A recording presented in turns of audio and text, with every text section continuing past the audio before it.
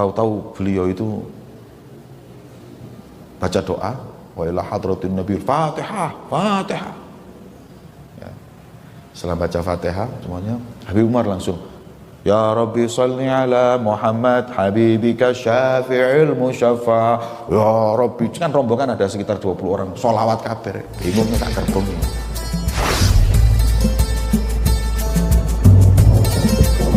Ulama itu makanya banyak. Saya pernah dengar dari guru saya itu, Imam Baijuri, itu kalau makan kambing cempe itu satu habis. Kambing kecil itu ya, Bali bulu, dimakan satu aja habis. Tapi habis gitu ngarang kitab, nulisnya nggak berhenti-berhenti. Ya. Kalau kita mangan sambing siji, moto jelalatan kono gini. Ini Sahibus Syaib makan itu kurma. Makan kurma itu kemudian bijinya kurma itu ditaruh di kakinya gitu. Saking banyaknya, mata kakinya ini ketutup dengan biji. Berarti kira-kira mangan pirang kilo ya? Banyak gitu. Sampai beli kurma 1 kilo, panganan paling bijinya sak menit toh. Bijinya kan, bukan kurmanya segini, bijinya kan segini. Ini ditaruh kaki sampai nutupi kakinya berarti mungkin 4 kilo 5 kilo makan. Top. Mosok ulama mangane kayak ngono. Nah, tunggu dulu. Biji tadi setelah dimakan diletakkan di kakinya itu sampai nutup, biji itu diambil, kemudian beliau berkata, dan haknya setiap biji adalah 2 rakaat. Ya. Kemudian ditaruh 1 biji, Allahu Akbar, makan, sholat 2 rakaat. Ini haknya 1 biji yang saya makan, ambil lagi 1. Kon mulai kok gini mangan sego goreng. Ben upo siji 2 rakaat. Insyaallah Senin ngarep durung mari. Sampai seperti itu hadirin. Ya. Kemudian wa yaqulu idza, terus kemudian beliau ditanya ini, kenapa Imam kamu kok bangun malam mulai isya sampai subuh gak kakean? Beliau mengatakan begini, ketahuilah bahwa sesungguhnya binatang yang paling bodoh, keledai itu, kalau diberi makanan yang lebih, niscaya dia akan bekerja lebih kuat dan bekerja lebih. Jadi kalau yang punya keledai itu tahu bahwa nanti kerjaannya agak berat, dikasih makan lebih banyak. Jadi keledai itu binatang yang dianggap bodoh, itu aja dengan ditambah makanan tambah kerja dia. Lah kita mosok dikasih makanan tambah tidur,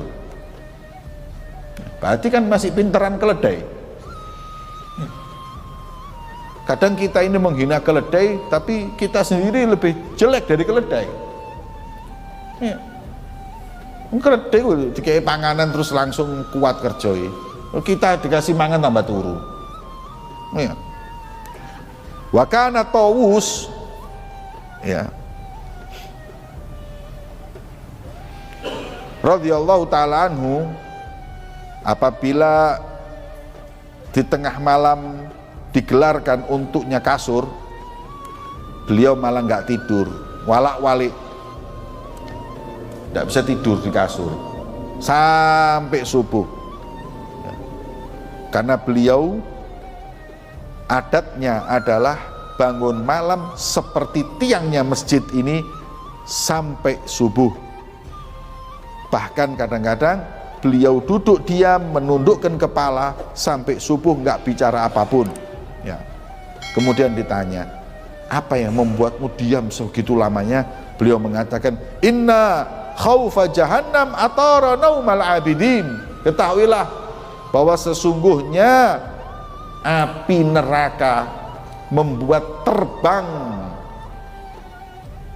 hilang, lenyap ngantuknya para orang-orang ahli ibadah. Kan Imam Habib Rahman Segaf juga gitu. Ya tagallab fil firash. Balik gak turu-turu. Ini kan beliau biasa tidur malam disiapin kasur, enggak bisa tidur. Enggak biasa tidur. Ya tagallab. Kemudian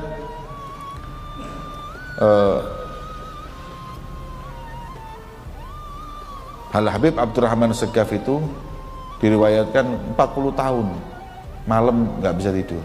Tidurnya ya ba'dal fajr, ba'dal isyraq.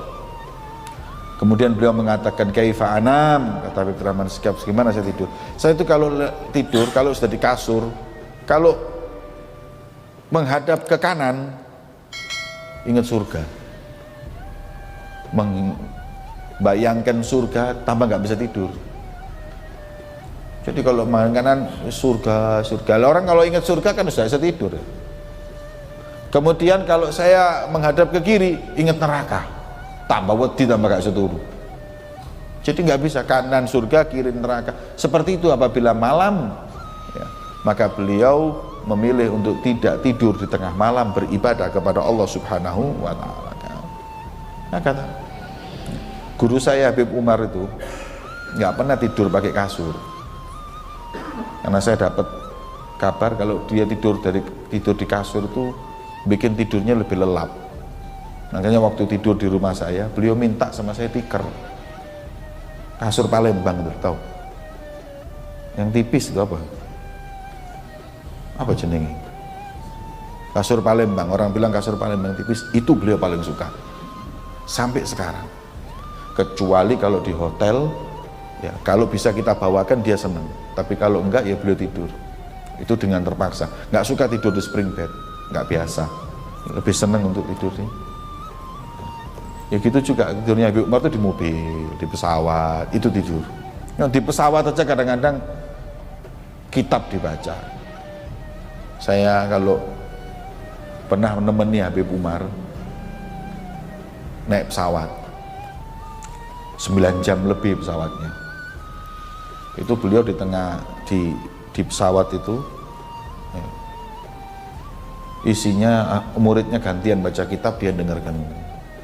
Nanti kadang kalau sudah tidur yang baca kitab berhenti, jadi Nina bubuke itu mau kitab. Nah, kok lah dangdut itu. Jadi baca kitab, sering saya tidak sekali 2 kali, sering tidur gitu. Saya pernah waktu itu perjalanan lama dari Yordan, kemudian ke Indonesia. Perjalanan itu malam. Beliau duduk, semua duduk, zikir, wirid. Setelah itu semuanya tidur, ditutup semua, pesawat ditutup semua, selimut. Ya. Subuh-subuh ada orang azan di dalam pesawat. Allahu Akbar, Allahu Akbar. Saya ngelilir ya, iki pesawat, apa masjid? Apa aku turun di langgar ini? Saya ngelilir. Oh, kemudian sadar saya lihat Habib Umar lagi azan di pesawat. Azan, hadirin, ngadeg azan. Padahal di situ ada bule, ada bus gak ngurus wis. Ya, kemudian beliau wudhu, sholat. Habis sholat, wirid, habis isyraq tidur lagi. Ya. Memang waktunya itu makmur, tidak kosong dari hal yang nggak manfaat, ibadah toh. Pernah naik pesawat pribadi, tanya ini perjalanan berapa, 1,5 jam, duduk sama anaknya semaan Quran, podo hafal Quran sebagainya. Lah yang saya heran, yang punya pesawat itu gak tahu dijak ngomong belas umur, gak terus ngomong sehat alhamdulillah ini wis mari tek ngomong mbak anaknya, ayo mandek, satu mukrok berhenti, anaknya yang teruskan. Beliau dengarkan, kalau salah dibenerin. Padha gak nggawa Qur'ane kabeh iki, apalan kabeh. Ndelok ngono subhanallah.